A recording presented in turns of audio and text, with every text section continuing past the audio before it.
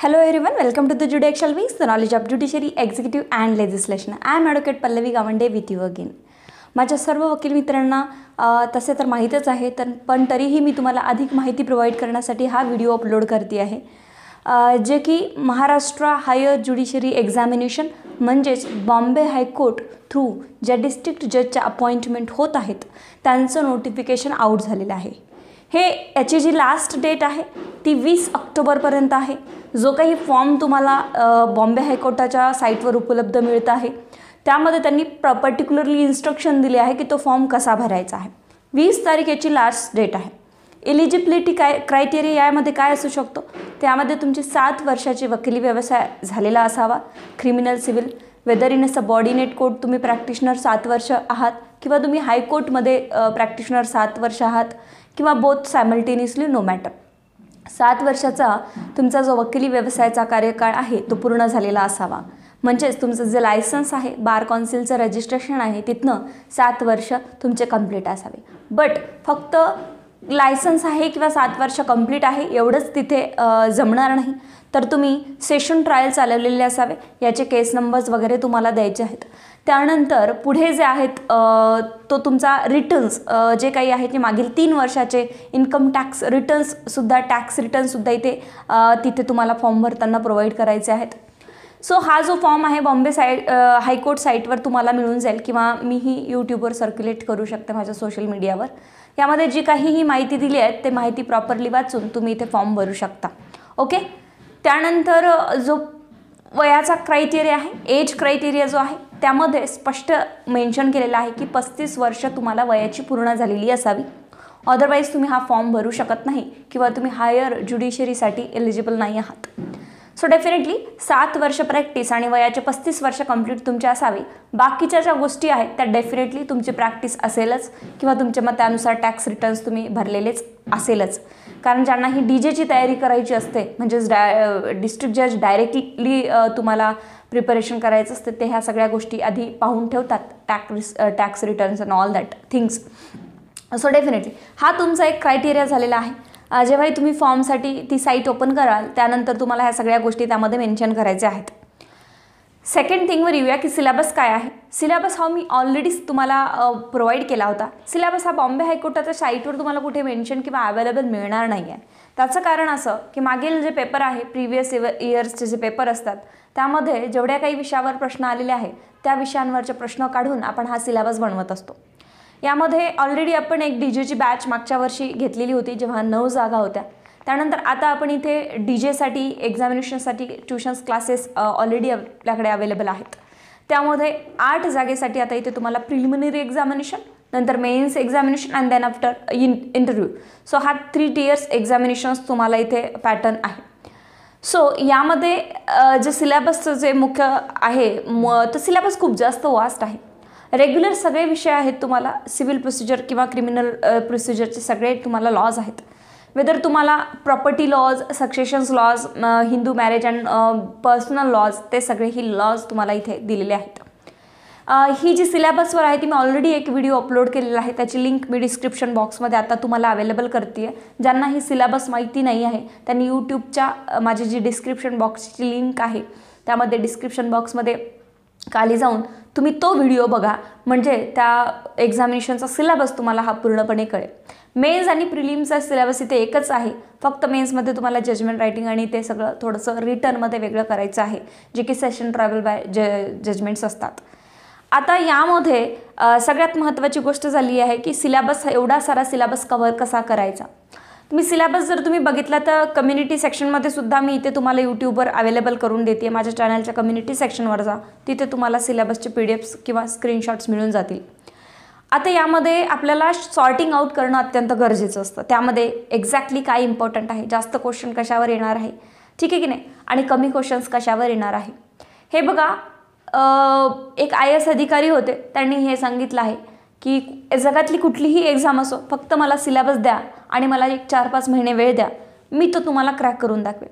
त्याची एक स्ट्रॅटेजी असते की ॲक्झॅक्टली आपल्याला काय करायचं आहे, ठीक आहे की नाही. मग आपण ह्या कामकाजाच्या जीवनामधनं आता 3 महिन्यानंतर तुमची एक्झामिनेशनची डेट येईल.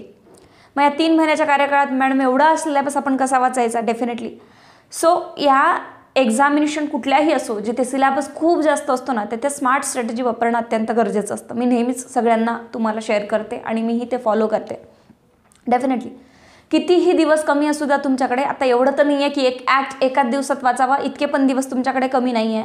So there is not exam date published by the high court site. Okay, so आपल्याला इथे जे काहीही सिलेबस दिला आहे त्यातले रेग्युलर काही विषय ते नेहमी वाचण्यात असतातच, पण ते वाचण्यात आहे म्हणून त्यांना वाचू नये का? नाही.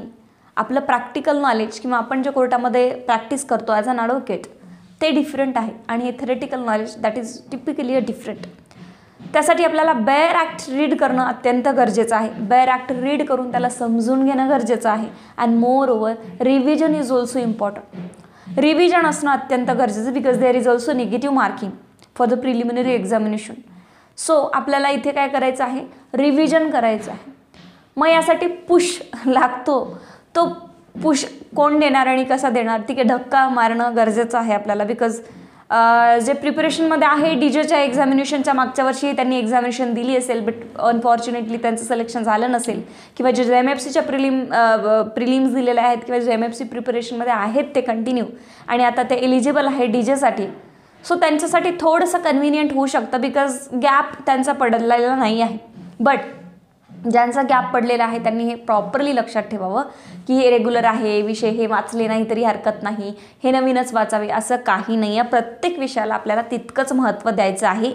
पण प्रत्येक विषय हा केवढा आहे, त्यात सेक्शन्स किती आहे, त्यातनं किती मार्काचं विचारलं जातं, नेमकं एवढा सारा अथंग बुक्स तुम्ही घेऊन आले आणि त्या बुक्समधनं काही सिलेबसच येत नसेल तर ते काहीही कामाचं नाही आहे. मागचे पेपर्स अनालाइज करावं लागतात. सिलेबस पब्लिश केलेला नाही आहे, सिलेबस कुठल्याही प्रकारे डिक्लिअर नसतो. त्यामुळे मागचे जे पेपर्स आहेत बॅक इयर्सचे पेपर, त्यानुसार मी ॲनालायझेशन करून किती मार्कासाठी किती आणि किती महत्त्वाचे ॲक्ट्स, मग किती त्याला 1-2 दिवसात रिव्हिजन होऊ शकतं, असे पूर्ण सिलेबसमध्ये तुम्हाला मी प्रोव्हाइड करते आहे. सो एकदा गो थ्रू करा त्याच्याशी जे सिलेबस आहे. जे काही बुक्स नसतील छोटे मोठे तुमच्याकडे तुम्ही घेऊन टाका त्या सिलेबस मधनं, किंवा इंटरनेटवरनं त्याच्या PDFs काढले तरी चालेल. हा सिलेबस व्यतिरिक्त सुद्धा आपल्याकडे केस लॉज असतात, लाईक मग general knowledge, legal general knowledge असतात, like which relating to the women legislation, child legislation and legal literacy etcetera. तर ह्या सगळ्या गोष्टी आपल्याला करायच्या आहेत. ठीक आहे, यामध्ये मग आपल्याला वारंवार टेस्ट सिरीज द्यावं लागेल. मग आपलं निगेटिव्ह किती जातं किती नाही, कारण दिस इज व्हेरी बिग थिंग्स. आपल्या हातातनं जर JMFCची अपॉर्च्युनिटी गेलेली असेल, आपल्या हातातनं APPची अपॉर्च्युनिटी गेली असेल, तर this is a very big opportunity for all of you. कारण की असं म्हणू शकत नाही की आपण 8च जागा आहे, काय माझं सिलेक्शन होणार, बिकॉज आपल्याला मी माझा अनुभव सांगू शकते की माझे एक सिनियर्स आहेत, त्यांनी मला सांगितलं होतं की जागा किती असेल याच्याशी काही संबंध नसतो, आपल्याला ती एकच जागा पाहिजे आहे, आपल्याला 8 पाहिजे नाही आहे. माझ्या त्या 7 जागा माझ्या कामाच्याच नाही आहे, माझी जागा ही एकच आहे 8मधनं. सो तुम्ही आत्तापासून जर हे ठरवलं आणि तुम्ही याच्यावर जर अंमलबजावणी केली, इम्प्लिमेंटेशन त्याप्रमाणे केलं, तर डेफिनेटली ही पोस्ट तुमच्या हातात नक्कीच असणार आहे. आणि आत्तापर्यंत आपण JMFCसाठी ट्राय केलं तर लाईक ऑफकोर्स की JMFCचे 13-13, 14-14 वर्ष प्रमोशन होत नाही. मग ती आपण 25 वर्षात जर JMFC नाही होऊ शकलो आहे, तर ॲट द इनिशियल स्टेज असं आपण इथे 35 वर्षामध्ये डायरेक्टली DJ क्वालिफाय केलं तर खूप कमी वयाचा DJ आपण इथे बनवू शकतो. सो हे पण गरज आहे. सो त्यामुळे तुम्ही गो थ्रू करा सिलेबसला. सिलेबसमध्ये तुमच्याकडे काही बुक्स नसेल तर तुम्ही ते घेऊ शकता. आणि सिलेबसबद्दल डिटेल्स व्हिडिओ, फॉर्म भरण्याबद्दल जे काही माहिती आहे ते खाली एक लिंक आहे, त्यामध्ये तुम्ही ती लिंक ओपन करा, तुम्हाला डिटेल्स माहिती सिलेबसबद्दल मिळून जाईल. तो व्हिडिओ मी ऑलरेडी अपलोड केला होता. गेले कित्येक दिवस झाले जेव्हापासून नोटिफिकेशन निघालं तेव्हापासून सगळे मला म्हणतात मॅम क्लासेस सुरू करा. क्लासेस हे ऑलरेडी सुरू आहेत. डीजेचे क्लासेस जे आहेत यामध्ये ऑलरेडी आपलं CRPC सकाळी सुरू आहे, त्यानंतर CPC स्पेसिफिक रिलीफ आणि IPC सुद्धा सायंकाळी सुरू आहे. 2 टाईममध्ये आपले लेक्चर होतात, लाईव्ह लेक्चर. तुम्हाला जर कुठल्याही प्रकारे असं वाटत असेल की मी लाईव्ह लेक्चर करू शकत नाही, सकाळी मला काम आहे, पण पुन्हा संध्याकाळी मला ऑफिसला बसावं लागतं, ह्या सगळ्या गोष्टी आता आपल्याला मॅनेज करून करायच्या आहेत. बट डोंट वरी, मी असं सगळ्यांना म्हणू शकते की टाईम हा मॅनेज होत असतो. टाईम आपल्याकडे नाही आहे किंवा वेळ माझ्याकडे नाही आहे हे कधीच असं होत नाही. आपण त्या वेळेला महत्त्व देत नाही किंवा आपण त्याचा सदुपयोग करत नाही. आपला एक वेळ, एक जस्ट फॉर द मोटिवेशन्स, माझ्या ज्या काहीही फ्रेंड्स आहेत जे की डीजेची प्रिपरेशन इथे करू इच्छितात आणि ज्यांना फॉर्म भरायचं त्यांच्यासाठी मी थोडंसं सांगू शकते की इथे तुम्ही जर एक 11 ते 5 किंवा 10 ते 5 कोर्टमध्ये असाल किंवा 2-3 तास संध्याकाळची जात असेल तरी तुम्ही एक संध्याकाळी रात्री 11-12 वाजेपर्यंत बसू शकता. त्यानंतर तुम्ही सकाळी पहाटे एक 3-4 महिने तरी किंवा DGला क्वालिफाय होईपर्यंत सकाळी 5ला 4ला उठू शकता आणि तो वेळ युटिलाइज तुम्ही करू शकता. म्हणजे संध्याकाळचे 3 तास आणि सकाळी जर 3 तास म्हटले तर दिवसातनं 6 तास तुम्हाला इझिली अवेलेबल होत आहे. ज्यांचा खूपच शेड्यूल टाईट आहे मी त्यांच्यासाठी सांगते. ज्यांना वेळ आहे दुपारी त्यांनी हाही टाईम यूज करावा आणि दुपारचाही टाईम यूज करावा आणि ज्यांना वेळ आहे त्यांनी फायदा घ्यावा. हे माझं असं पर्सनल मत आहे सगळ्यांसाठी. कॉम्पिटिटिव्ह एक्झामिनेशन तुम्हाला क्रॅक करायची असेल, एवढ्या मोठ्या पोस्टवर जायचं असेल तर तुम्हाला कॉम्प्रोमाइज करणं गरजेचंच आहे. सॅक्रिफाईस कॉम्प्रोमाइज केल्याशिवाय कुठल्याही गोष्टी तुम्हाला कधीच मिळणार नाही. इवन मलाही आणि इवन तुम्हालाही. आम्हालाही कोणाला दिवसभर वेळ नसतो तर आम्ही आमचा वेळ असाच मॅनेज करतो. मॉर्निंग, इव्हिनिंग किंवा संध्याकाळी जेव्हाही कधी आम्हाला वाटतं की नाही एवढं करायलाच पाहिजे तर ते आम्हाला त्यावेळी पूर्ण करावंच लागतं. आणि सगळ्यात मुख्य म्हणजे की ही अपॉर्च्युनिटी गेली तर ती परत येत नाही. एज क्रायटेरिया असतो किंवा मग एकदा दोनदा नापास झाल्यानंतर, नापास हा शब्द तुम्ही नाही यूज करायला पाहिजे, तरीही एकदा दोनदा आपल्याला यश नाही आलं तरीही काही हरकत नाही. पण दिस इज फर्स्ट अँड लास्ट आपण समजून असं यावेळेस तरी करा. माझं तुम्हाला एक विनंती आहे. सो त्यानंतर सिलेबसबद्दल तुमच्याकडे ऑलरेडी मी दिलेलं आहे. क्लासेस सुरू आहे. क्लासेसमध्ये तुम्ही ज्युडिशियल विंग्स ॲपवरूनही काही टिपिकल सब्जेक्ट्स परचेस करू शकता. आणि जर तुम्हाला क्लासेसची माहिती हवी असेल की क्लासेस जर तुम्हाला आता इमिडिएटली क्लासेस लावायचे आणि डेफिनेटली लावा, कुठेही लावा, इवन माझ्याकडे किंवा इवन कुठेही लावा, तुम्ही बिनधास्त क्लासेस लावा आणि त्या क्लासेसमध्ये एकूण एक स्ट्रॅटेजी शिकून घ्या. कनेक्टेड राहा. कनेक्टेड राहिल्यानंतर एकूण एक स्ट्रॅटेजी शिका. प्रत्येक ॲक्ट काय म्हणतो, त्या ॲक्टमधला कुठल्या प्रकारे प्रिलिम्समध्ये विचारण्यात येणार आहे. मेन्सला तर ऑफकोर्स आम्ही तुमच्यासोबत राहूच, ठीक आहे की नाही. आणि त्या ॲक्टमध्ये कुठल्या प्रकारे विचारण्यात येणार आहे ह्या सगळ्या गोष्टी तुम्हाला क्लासेस प्रोव्हाइड करत असतं. त्यामुळे तुम्ही जर तुम्हाला सेल्फ स्टडी होत असेल किंवा तुम्ही आधीही प्रिपरेशन केलं तर then it is very good आणि बेटर दॅन दिस काय असू शकतं सेल्फ स्टडीपेक्षा. ओके, सो तुम्ही त्याही याने जाऊ शकता. बट मी सजेस्ट करेल की एक कुठल्याही प्रकारचा सपोर्ट माणसाला असणं गरजेचं असतं. त्यामुळे तुम्ही एक कनेक्टिव्हिटी ठेवा. एक पुढचे 3 ते 4 महिने प्रिलिमिनरी एक्झामिनेशनसाठी टार्गेट ठेवा की माझे हे टार्गेट आहेत. तर यासाठी क्लासेसबद्दल तुम्हाला माहिती द्यायची असेल तर खालील दिलेल्या नंबरवर तुम्ही DJच्या एक्झामिनेशनच्या क्लासेससाठी फोन करा आणि ॲडमिशन्स घेऊ शकता. किंवा तुम्ही प्ले स्टोअरवरून ज्युडिशियल विंग्स ॲप डाउनलोड करून तिथेही तुम्ही ॲडमिशन्स करू शकता.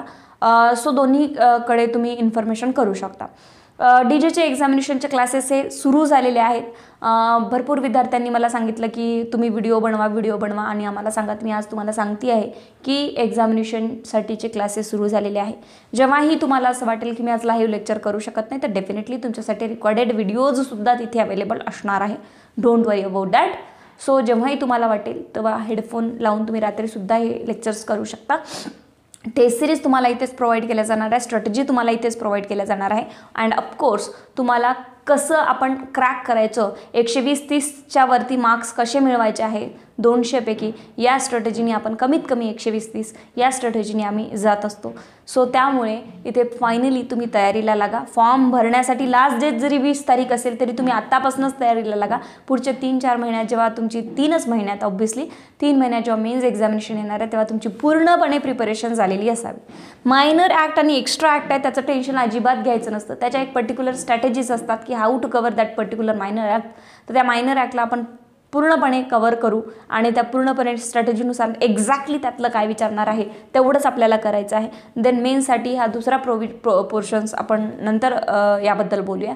सध्या तुम्ही प्रिलिमिनरीच्या एक्झामच्या तयारीला लागा. 8 जागा ह्या मोर दॅन सफिशियंट आहे. 2 जागेसाठी सुद्धा लोक खूप सारे फॉर्म भरत आहेत आजकाल. इवन यू नो दॅट की 10-12 जागा जरी असल्या तरी तिथे 2,500-5,000 फॉर्म्स येत आहेत. आणि ही तर हायर ज्युडिशरी आहे. याच्यामध्ये जर 2,000 लोकांनी फॉर्म भरले तर डेफिनेटली इथे काय होत असतं की 1000ही लोक सिरियसली प्रिपरेशन्समध्ये नसतात. बिकॉज आता या वेळेला म्हणजे ही जे वेळ आहे इथे टिकणंही खूप जास्त महत्त्वाचं आहे. बिकॉज वी ऑल या स्टेजला 35 वयाच्या म्हटल्यावर आपण सगळे मॅरिड असतो, फॅमिली असते, त्यातनं आपला जो काही बिझनेस, नोकरी किंवा आपण वकिली प्रोफेशन चालवतो आहे, त्यामुळे ह्या सगळ्या गोष्टी आपल्याला मॅनेज करून करायचं आहे. त्यामुळे इथेच अर्ध कॉम्पिटिशन कमी होतं. म्हणून ज्यांनाही प्रिलिमिनरी एक्झामिनेशनची आत्ता तयारी करायची आहे ना, तर त्यांनी चांगल्या प्रकारे अभ्यास करून ह्या सगळ्या गोष्टी लक्षात घ्या. आणि क्रायटेरिया असं असतं की काही जण तयार जरी असेल पण ते इलिजिबलच नसतात. एकतर 7 वर्ष प्रॅक्टिस नसतं किंवा 35 वर्ष त्यांचं कंप्लीट नसतं. सो यामध्ये सुद्धा कॉम्पिटिशन भरपूर प्रमाणात कमी होतं. सो हायर ज्युडिशरी एक्झामिनेशन ही जी आहे ती इझिली तर क्रॅक होत नाही, बट एक स्ट्रॅटेजी जर केली, एक प्लॅनिंग जर केले, तर हा वे जो आहे तो आपण इझी करू शकतो. सो डेफिनेटली जरी 20 तारखेला लास्ट डेट आहे तरी तुम्ही आत्ता सध्या डायरेक्टली प्रिपरेशन सुरू करा, ही माझी सगळ्यांना रिक्वेस्ट आहे. आणि क्लासेससाठी खालील दिलेल्या नंबरवर तुम्ही कॉल करा. सो थँक्यू सो मच आणि बेस्ट ऑफ लक सगळ्या माझ्या वकील मित्रांना.